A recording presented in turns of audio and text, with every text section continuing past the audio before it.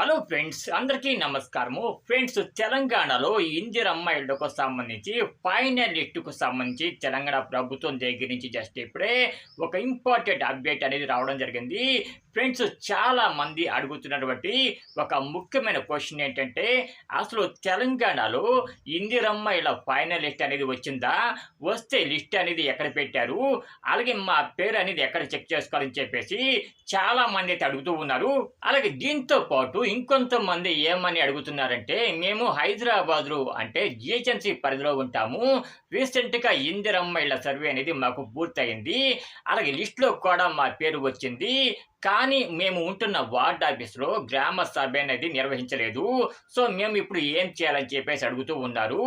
So ఈరోజు వీడియోలో అసలు మీ పేరు అనేది లిస్టులో ఎలా చెక్ చేసుకోవాలి, అలాగే దీంతో పాటు హైదరాబాద్ పరిధిలో ఎవరైతే ఉంటున్నారో అటువంటి వారి యొక్క ఏరియాలో గ్రామ సభ అనేది పెట్టకపోతే మనం ఏం చేయాలని చెప్పేసి ఈ వీడియోలో తెలుసుకుందాము. ఫ్రెండ్స్, తెలంగాణలో ఇందిరమ్మ ఇళ్లకు సంబంధించి మొదటి అప్డేట్ ఏంటంటే, అసలు తెలంగాణలో ఇందిరమ్మ ఇళ్ల ఫైనల్ లిస్ట్ అనేది ఇంకా రాలేదు. సో సర్వే అనేది ఇంకా కొనసాగుతూనే ఉంది. ఇప్పటి వరకు కేవలం 95% మాత్రమే సర్వే అనేది కంప్లీట్ అయింది. ఇంకొక 5% వరకు సర్వే అనేది మిగిలి ఉంది.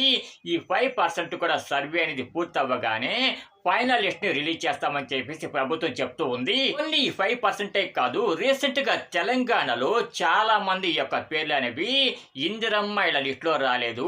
అలాగే వీటితో పాటు చాలా మందికి సర్వే అనేది కూడా జరగలేదు.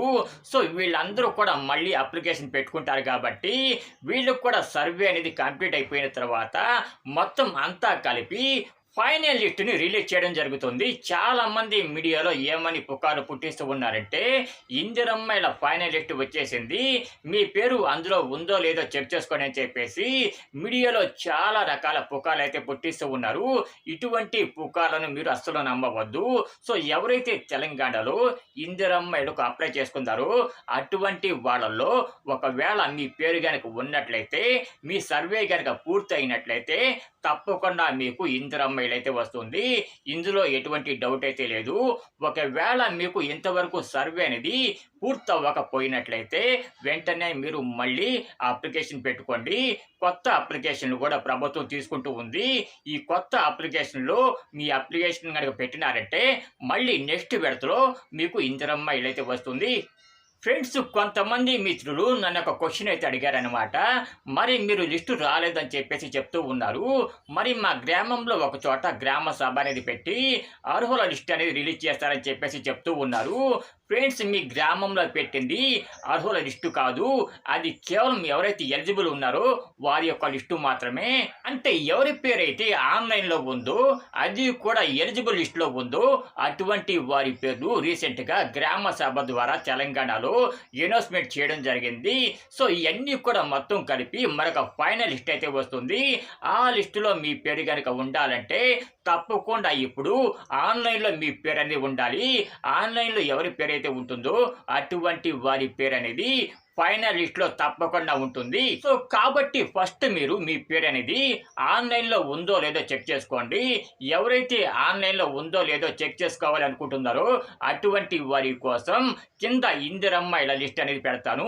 ఆ లింక్ పై కనుక మీరు క్లిక్ చేసినట్లయితే అది మిమ్మల్ని నేరుగా ఇందిరమ్మ ఇళ్ల వెబ్సైట్లకి తీసుకొని పెడుతుంది. అక్కడ మీరు చేయాల్సిందల్లా ఏమీ లేదు.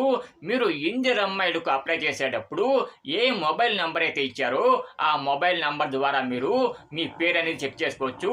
అలా కాకుండా ఇంకొక 3 ఆప్షన్లు కూడా ఉన్నాయి. మీరు ఇందిరమ్మ ఇళ్లకు అప్లై చేసేటప్పుడు రేషన్ కార్డు అలాగే ఆధార్ కార్డు కూడా ఇస్తారు కదా.